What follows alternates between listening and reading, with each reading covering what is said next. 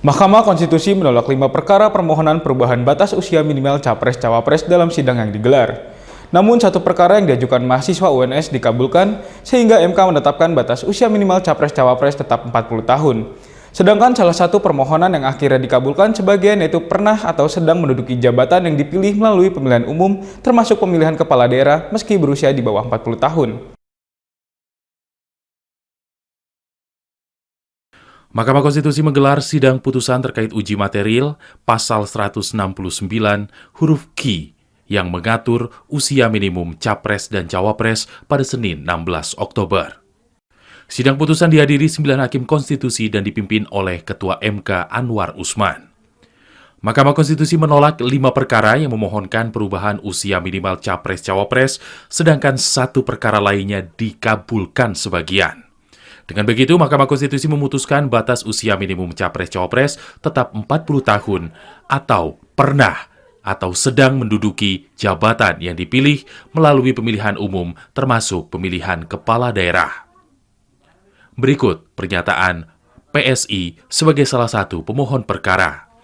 Kalau dari putusan MK yang sekarang justru terbuka peluang lebih besar ya bagi anak muda karena tidak ada batasan umur 35 tahun justru malah terlampaui ya. Tapi kembali lagi yang fokus utama dari beberapa permohonan ini kan sebenarnya terkait dengan kompetensi juga kan. Kalau tadi dibilang punya pengalaman sebagai kepala daerah. Jadi titik beratnya adalah kompetensi dari calon-calon muda ini, bukan dibatasi di usianya. Ada 7 permohonan yang diterima oleh MK terkait gugatan usia minimum Capres-Cawapres. 2 dari 7 permohonan diajukan oleh partai politik yaitu PSI dan Partai Garuda, 1 di antaranya diajukan oleh perwakilan pemimpin daerah, serta 4 permohonan sisanya diajukan secara perseorangan. 7 permohonan perkara ini meminta Mahkamah Konstitusi untuk mengubah batas minimal Capres dan Cawapres.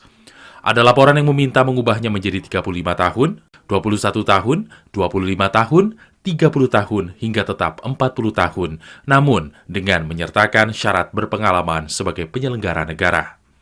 Dari 7 permohonan, 1 diantaranya dicabut kembali, 5 ditolak, serta 1 perkara dikabulkan sebagian.